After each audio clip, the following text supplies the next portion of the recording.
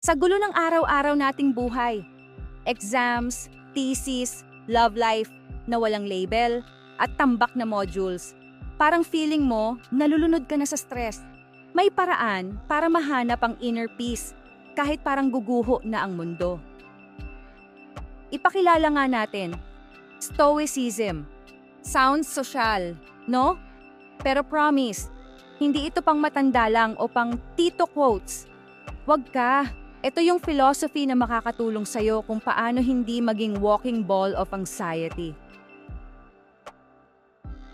Principle number 1. May purpose ka ba o naliligaw ka lang?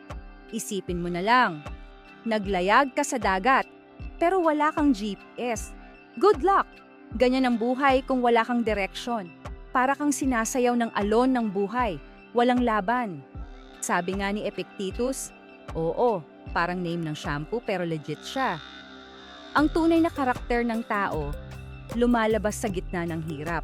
So pag may purpose ka, parang may Google Maps ka sa buhay. Hindi ka maliligaw kahit may roadblock. Pero di yan bigla na lang bumabagsak mula langit. Kailangan mong tanungin ang sarili mo, ano ba talaga ang gusto kong ipaglaban?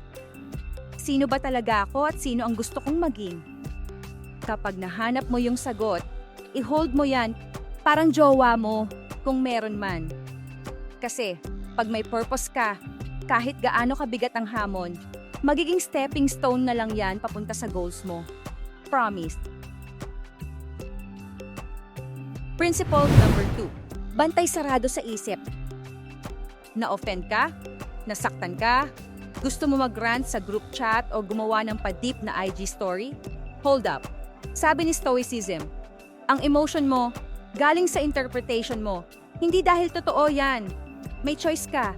Magalit o magka-inner peace kahit masarap mang block ng toxic. Parang mental gym lang to.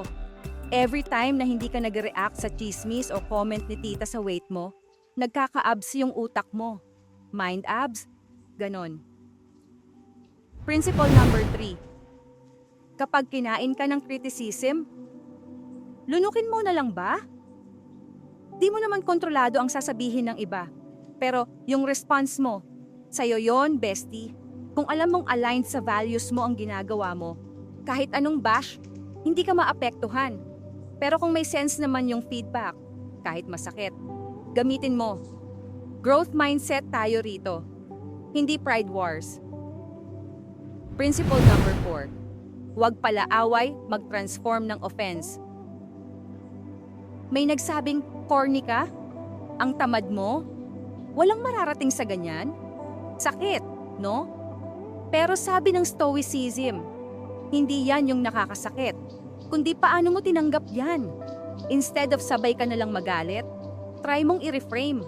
Baka may pinagdadaanan sila. O baka insecure lang sila. Either way, ikaw pa rin ang panalo kung di mo pinatulan. Energy conservation, di ba? Principle number 5. Takot? Yeah? Gawa-gawa lang yan ng utak mo.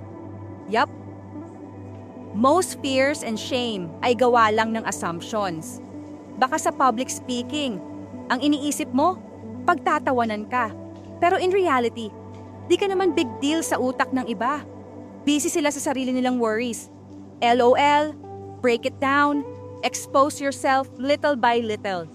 Tapos, yung shame, harapin mo, patawarin mo sarili mo. No more I'm such a failure drama. Natuto ka, di ba? Ayun na yon. Principle number 6. Expect the unexpected. Stoic version ng magdala ka ng payong kahit maaraw. Visualize mo na yung worst case scenario bago pa mangyari. Hindi para maging nega, pero para handa ka. Technical problems sa report, rejection sa crush, sige lang. Kung handa ka, hindi ka na natataranta. Chill master ka na. Principle number 7. Lakas ng loob equals lakas ng loob mo lang. Sabi nga, hindi yung nangyari ang importante, kundi paano ka nag-react. Nabasted? Na-fail? Inaway ka sa GC? Pwede kang mag-walling. O pwede kang huminga, mag-reflect, at bumangon. Up to you. At huwag kalimutan, hindi masama maging vulnerable.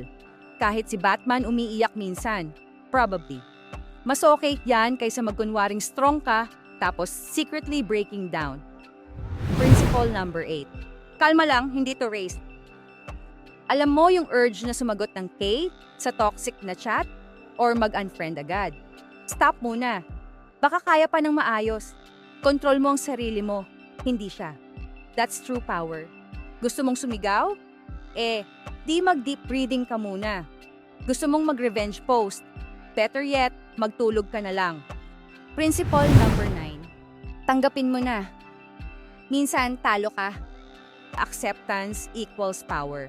Di ibig sabihin, sumusuko ka. Pero pag nawala ang phone mo, wag mo na isumpa ang universe. Iiyak ka, tapos reset. Kapag natanggap mo ang situation, saka ka makakagalaw. Mas madali nang mag-move forward. Also, wag kang perfectionist. Lahat tayo sablay paminsan. Chill. Principle number 10. Live according to nature. Pero anong nature? Yung nature mo bilang tao. Tao kang marupok, makulit, pero may utak at puso. Mamuhay ng may values. Courage, kindness, honesty. Wag lang puro aesthetics. Be authentic din. Also, simplify. Di mo kailangan ng 1,000,000 followers para maging worth it ang buhay mo. Baka kailangan mo lang ng peace, ng tamang tropa, at ng tahimik na gabi. So ayan, stoicism. Parang lolo mong tahimik, pero wise. Kapag in-apply mo to, promise, hindi ka na basta-basta nagbe-breakdown sa maliit na bagay. Maging kalmado, maging buo. At kung hindi ka pa nakasubscribe, alam mo na yan.